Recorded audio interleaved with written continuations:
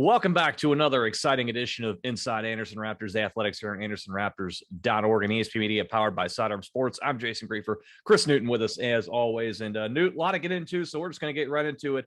Hall of Fame event this weekend. Take us through it. Oh, it was unbelievable. Our boosters do an incredible job in supporting our Hall of Fame committee, and Andy Wolf, John Raymond, Debbie Gallagher, Frank Brandy. Frank Brandy kind of leads it up, and then Vince Seriano. And as you can imagine, I mean, we've been here since the 29, I believe, 1929. So we've got some incredible people that have gone through Anderson High School athletically and in assisting our athletic department. So we had our induction ceremony on Saturday night, and Susan Vogel Crane was inducted. She was a soccer player. Madison Temple, a basketball player. Daniel Rod was a football and baseball and basketball player. Dan Bartholomew was a longtime coach at Anderson High School in multiple things, tennis and basketball. Then kind of the really neat things are we have Bob Andrews was a gentleman at Anderson High School that everybody in the world knew. And he just did anything and everything up here at Anderson High School. He's kind of like a Stanley Jones. And so we have a Distinguished Service Award for individuals at our Hall of Fame. And our two individuals that were inducted are Dan Albers and Greg Ellis, who run the USBN, and they've done our football games. They started the football games back on Anderson Community Television back in the 90s. And so it was a very, very, very special night. And you get all these people that come back, and, all these Hall of Fame members that come back. You've seen Cooperstown, you've seen, the NFL, Canton. I mean, it's a mini version of that here for Anderson High School, but the amount of the pride that existed in that cafeteria Saturday night was incredible.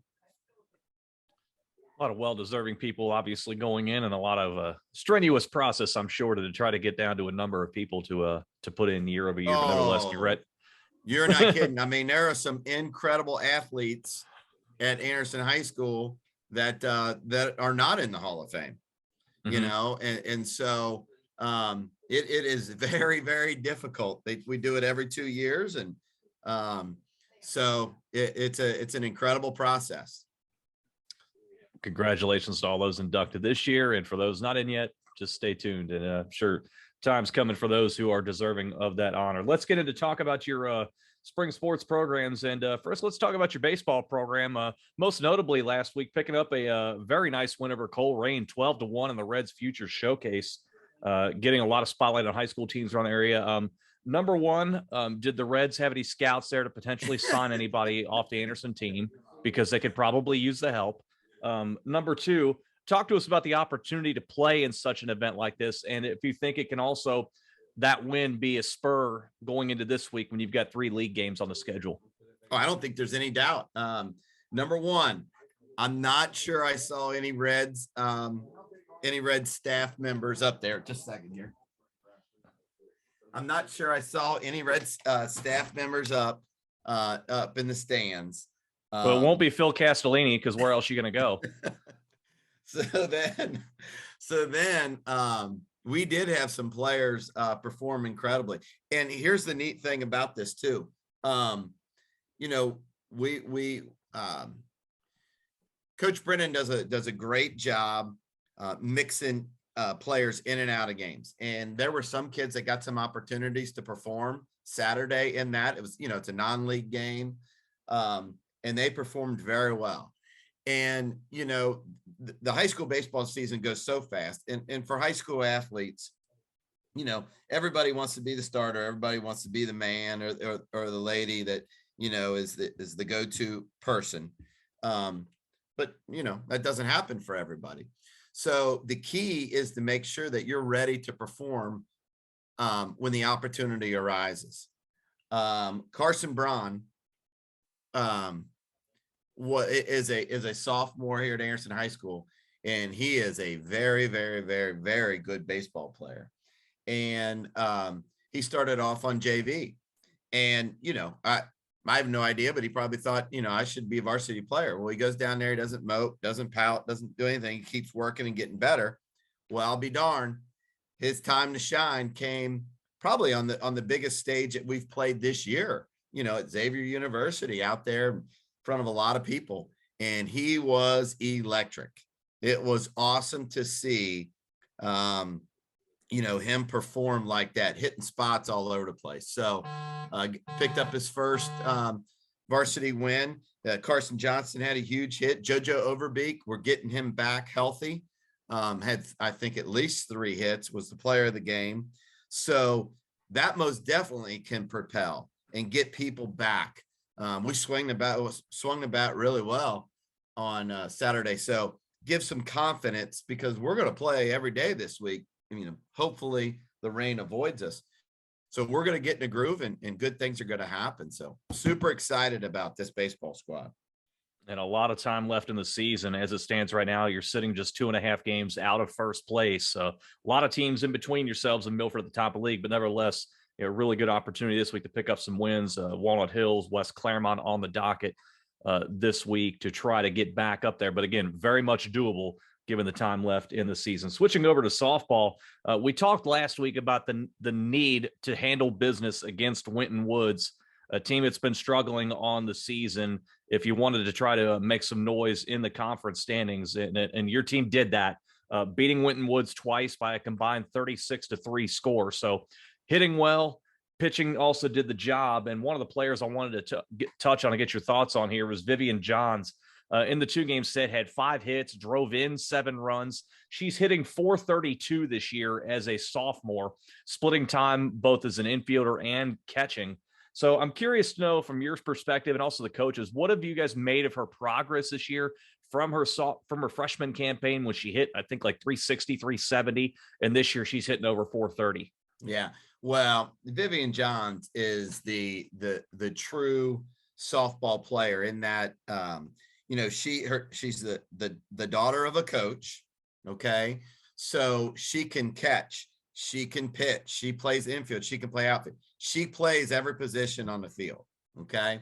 So her dad did an incredible job of moving her around and exposing her to those, to the different positions, because she fills every need out there. So between her freshmen and, she had a good year for us last year. This year, she's physically matured a little bit. So now, instead of just, hitting balls that are barely getting through the infield last year, now she's driving balls through the infield, and into the outfield. So she's just a true softball player. She does everything for us. And so I think you said she's hitting what, 432, 452 or something like that. 432, yeah. That right there, she is just going to be one of those. She bunts. She does a little bit of everything, steals bases. So, she is going to be a reckon here. She's going to be a force to reckon with for the rest of this year and the next 2 years. And she's one of those, she goes about her business. And it is so nice to see when kids perform at high levels, and they're not patting their own selves on the back. She's going out there, she gets it done, and that is an expectation of her to get it done. And she's a great kid. Looking at the numbers, I've got them in front of me right now. She's actually hitting 90 points higher than she was a year ago. She hit about 342 a year ago. So she's up there.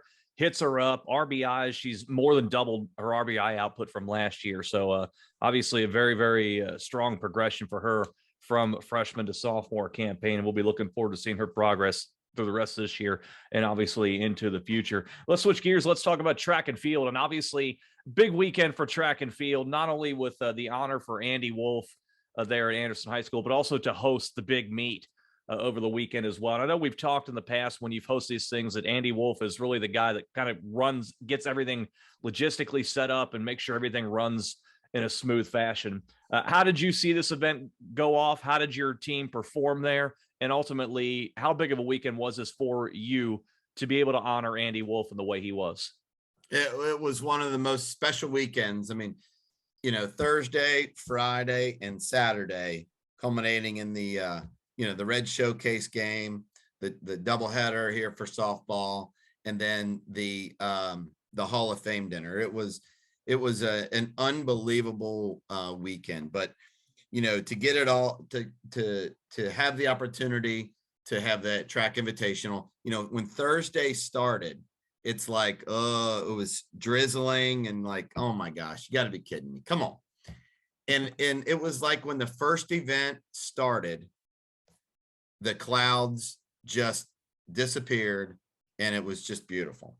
So Thursday night we had great weather. Friday night, I could not imagine a better night for a track meet than Friday night. And so here you go. You have you're honoring a man that has been coaching for 51 years.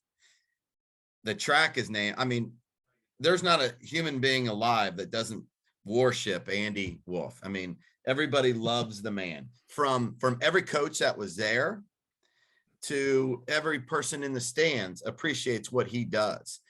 And it was just something that was incredibly special. I've got a lot of stuff that I'm going to be putting on Twitter today. We had a kid's fun run at the beginning. We've never done that before. That is something we're going to be doing all the time. That was really cool. We had an alumni mile, which was really neat. And to see all these people come back. I mean, there was people that traveled from a lot of, put a lot of miles on their car to come back to be here for Andy Wolf. But it was just an incredibly special day, 2 days. One of the gentlemen, Randy Corbett is a guy that's behind the scenes a lot around here. And Randy Corbett was our old AD here, just an Anderson grad. He did a lot of graphics and things like that for our Hall of Fame, for the Andy Wolf stuff. And it was first class. I had a coach who I'd never met before. And he's been coaching a while. He came up and it was his first time ever at our track invitational. He was coaching at a school that didn't come before. He said, Coach, I just want you to know this is the best track meet I've ever been to. And just to hear comments like that, it's unbelievable. And that I would love to say, I would have loved to say, well, yeah, I worked really hard on this. It's all Andy Wolf. It is all Andy Wolf and his staff, Kevin Rajinsky, Kerry Lee, and Joe Walla. They do such an amazing job. Devin Bradley and Laura Haney, they do an amazing job of just following Andy Wolf. And so our kids excelled as well. Aiden Orth, like every time there's a meet, Aiden Orth thinks she needs to break another record.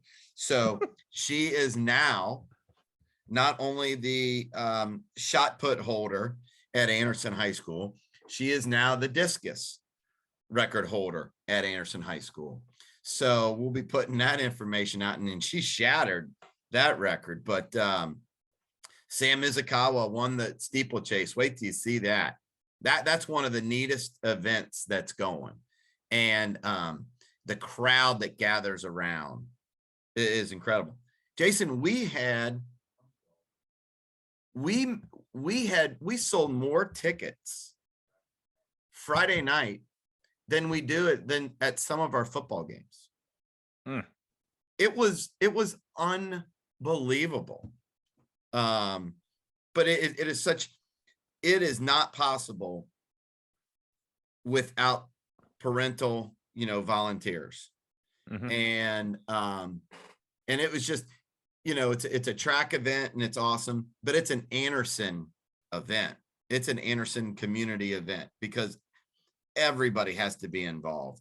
We sold umpteen million cheeseburgers and hot Mets. I mean, it's incredible. I got to even be on the grill for a little bit. So that was awesome.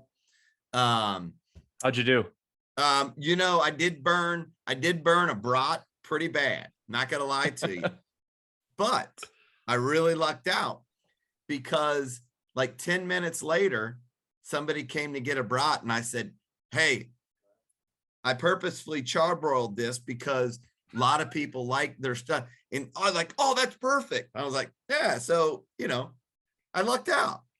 That's my life. I luck out, And so, so that worked out great. But without the without the parents volunteering in the concession stand, volunteering to go work the track meet. I mean, do the timings and all that. It's just amazing. Craig Eckstein with his timing company it was one of the best events I've ever been a part of.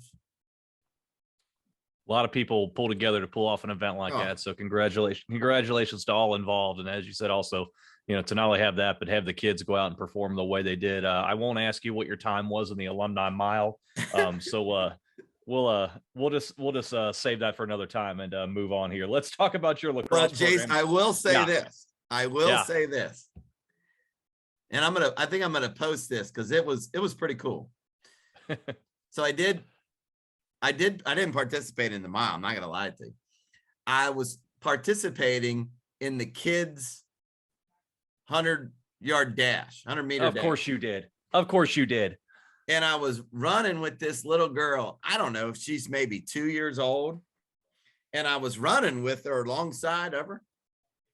And I got about not even halfway. And I thought, oh my gosh, I am going to stop running because this little girl, I'm not going to make it 100 meters. First of all, this little girl's going to beat me. So I just kind of veered off to the side, and let her take center stage while I kept videoing. But yeah, I didn't want to get, I would have dove at the end if I needed to beat her, but I just didn't want to scrape my knees. You could just say you were about to pull a hammy. Everybody would understand. That would be totally fine.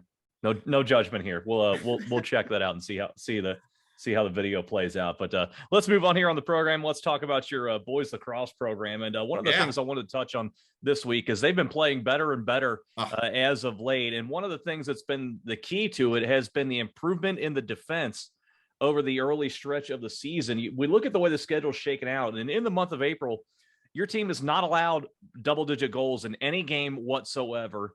And also looking at the way things have shaken out there, 3 times you've held an opponent to 3 goals or less. So not only are you playing better defensively, at times the other team just flat out can't find a way to put the ball in the net. What's been the key to this defensive improvement here in the month of April? Well, Austin Kroner, Austin Kroner is an unbelievable goalie.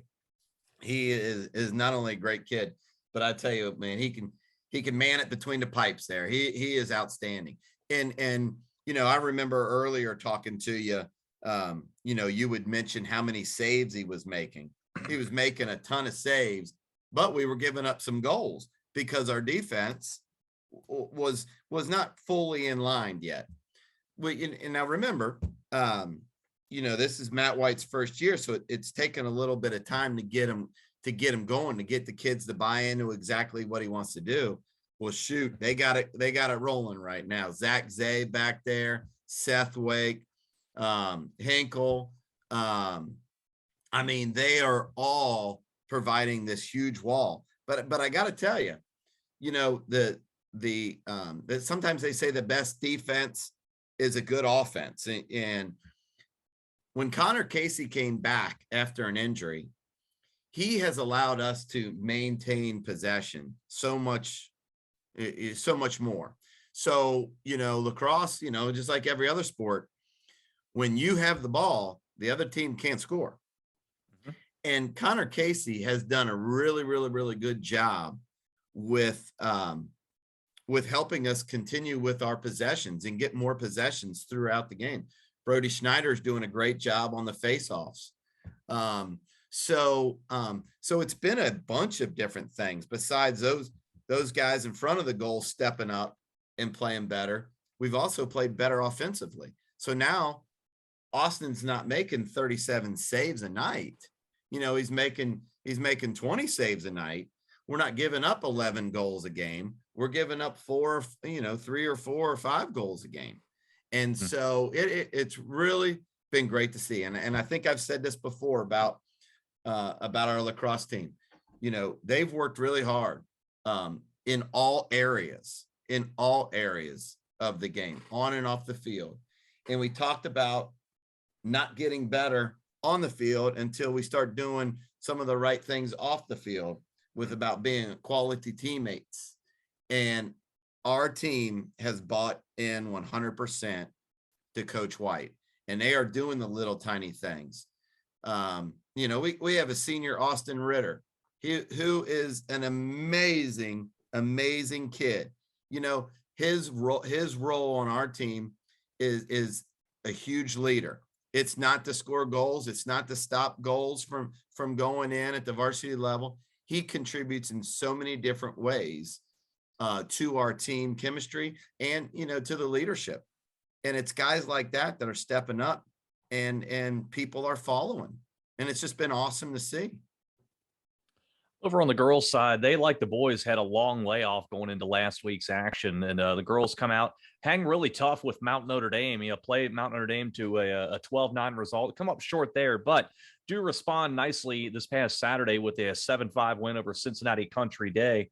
So, you know, good performances there, I would say, after a nearly 2-week layoffs. And you look at the way the schedule shakes out, you've got McNick coming up on Tuesday, and then a big one on Thursday. You go to Loveland. Obviously, they're a very strong program. And then you've got a doubleheader on a Saturday over in Kentucky. What do the coaches make of the team's performance this past week after the layoff, even despite the loss to Mount Notre Dame? And also, what do you make of the importance of this upcoming road trip? Yeah, they're very pleased at the, you know, and again, we talked about it last week, how we made so many advances, and then you had your spring break, how we got to come back. They were very pleased with the way they came back. They're in shape. They're ready to go. They picked up exactly where we left off. And, you know, that Mount Notre Dame game, that was a tough one, but we had opportunities and we just didn't capitalize fully on the opportunities.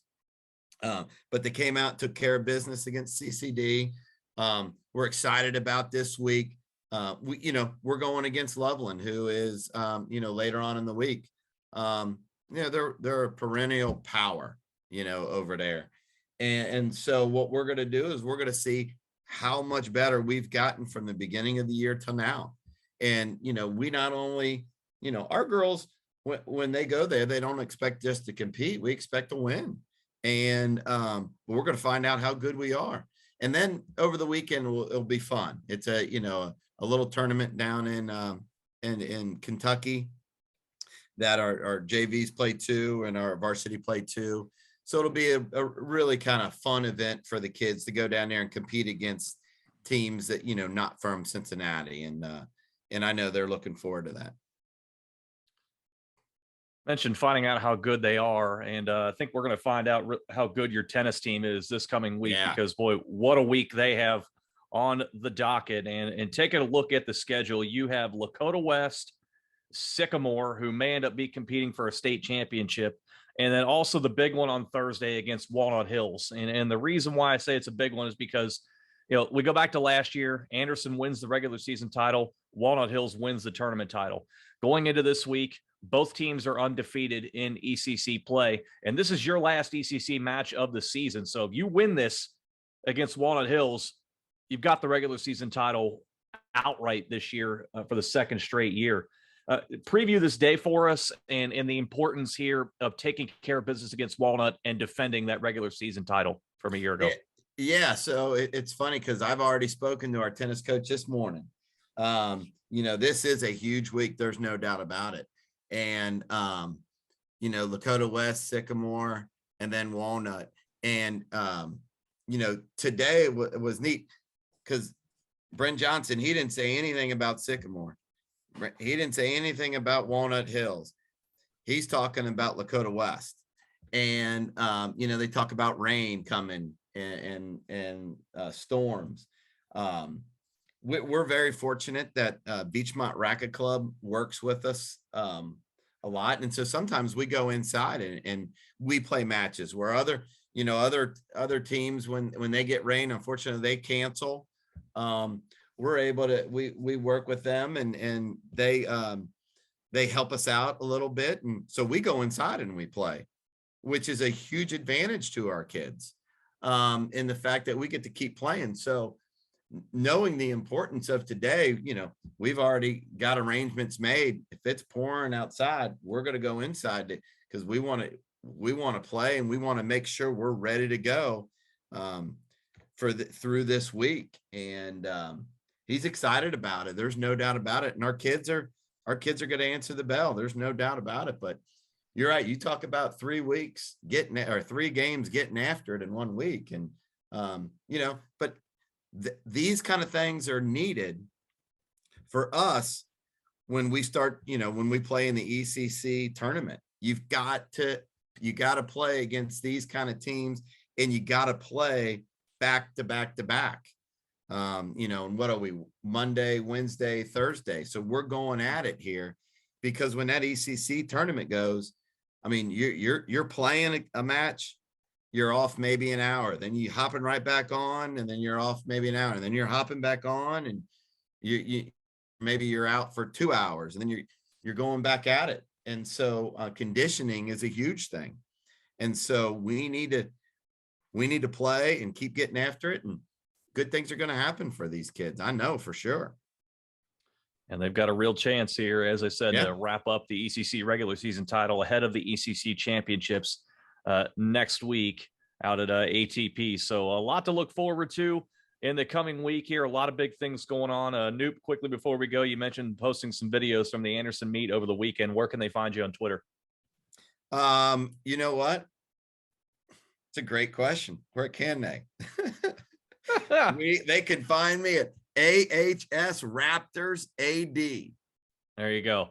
So that's where you need to go to check out some Raptors AD. He's so busy, posting stuff and managing all these different types of things, and also joining us here on the program. AHS Raptors AD is where you can find Chris Newton on Twitter. Check out the video clips, posting them all the time from all the various events throughout Anderson High School. And our thanks to Newt once again for joining us here for another fun edition of Inside Anderson Raptors Athletics here on andersonraptors.org and ESP Media, powered by Sidearm Sports. Thank you, Jace.